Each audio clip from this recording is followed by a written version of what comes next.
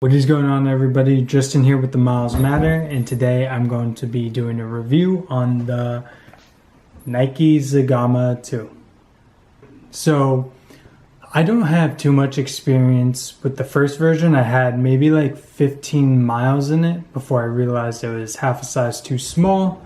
And honestly, I only got it a couple months ago, and I just did the Hellbender 100 down in Asheville, North Carolina this past weekend. And so before I went out and swapped for a bigger size in the 9.5, I knew the Zegama 2 was going to come out shortly after. And I was banking on this to be my shoe for the 100-mile ultra marathon. So I was waiting until this dropped. It dropped, I got it, and pretty much right away I felt like this was a strong contender, and every other trail shoe that I have in my rotation didn't feel like I could trust it.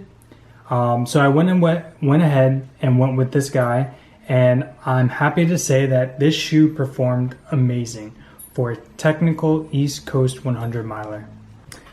But before I get into any of that, we're going to break it down by the upper, the midsole, the outsole, some good old Vibram. Nike finally shelled out some money, stopped being cheap, and we'll talk about the shoe and how it performed as a whole. So the upper, let's start here. The upper is an engineered mesh upper.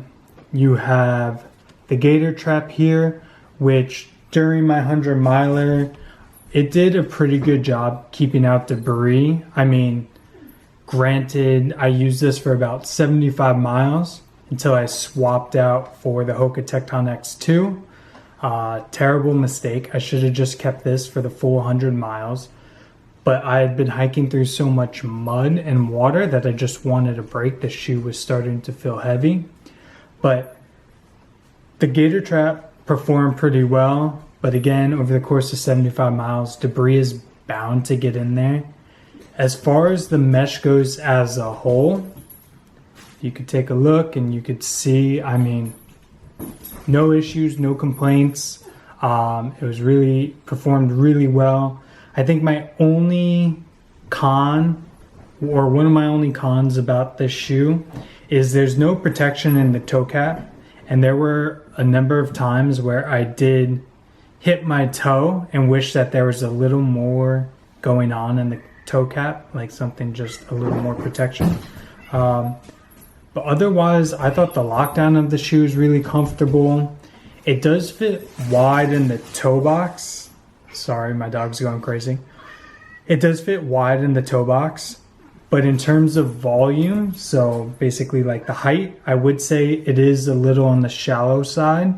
But somebody who has wide feet like me, I thought all in all, the upper, the lockdown, the gator trap, everything performed really well, and I really enjoyed it.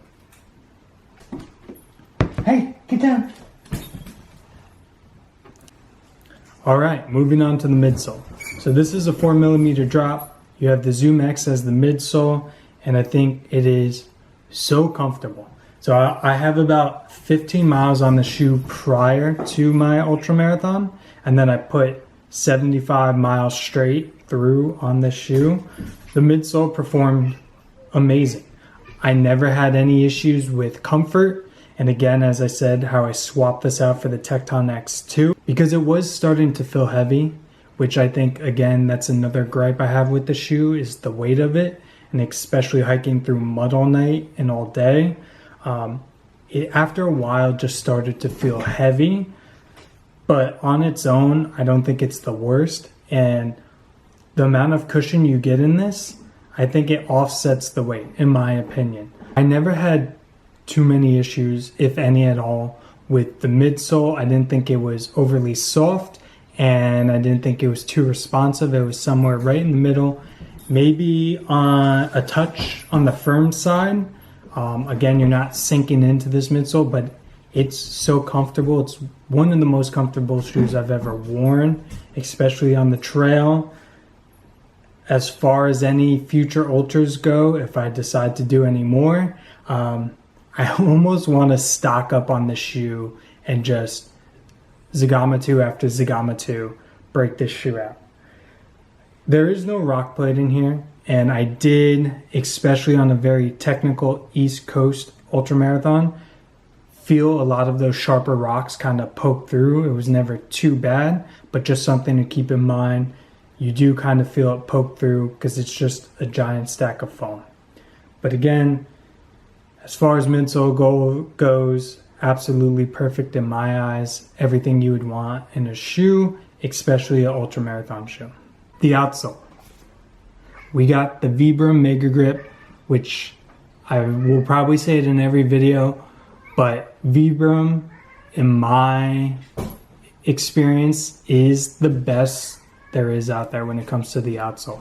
Like, I was standing on rocks at a hard angle like that, completely wet, and I would step on with the shoe, and I kept saying, I was like, I feel like a fucking gecko right now.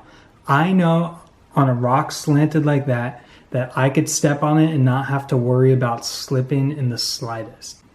So the three main issues that I have with this shoe is the toe cap, the weight, and as far as the outsole goes, you could see this section here where it's just exposed foam. I can't tell you how many times if I did slip, it's because I stepped right here and it's not the Vibram rubber, and it would just slide right off the midsole. So in the third version, if they could change anything in the shoe, maybe put a toe cap in here just to protect the toes. And even if the outsole, even if they put either a couple lugs in here or just more Vibram in this spot, because again, that was the only time I found myself slipping. If you're in a dry climate, it's not going to be an issue in the slightest, but huge improvement getting the Vibram Mega Grip on this. And again, outsole performed really well in like mud, wet conditions, technical East Coast terrain. This shoe performed really well. As a whole, I couldn't recommend the shoe enough. I will probably get multiple versions down the road. It is not a shoe that you're going to go fast and is extremely nimble. This is for those slow recovery days, ultra marathon days. I can't think of a better shoe than this. The way the shoe performs as a whole is beautiful. And yeah, I couldn't recommend this enough. And I'm so glad that I chose this for my 100 miler Hellbender 100. If you've gotten the shoe, if you've tried it out, let me know what you think.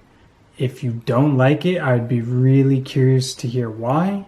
But other than that, definitely try this shoe out. Couldn't recommend it enough. As always, feel free to leave any comments, questions, concerns down below. I will get back to you. And until my next video, much love and appreciate you guys reaching out, following, subscribing, and leaving your comments down below.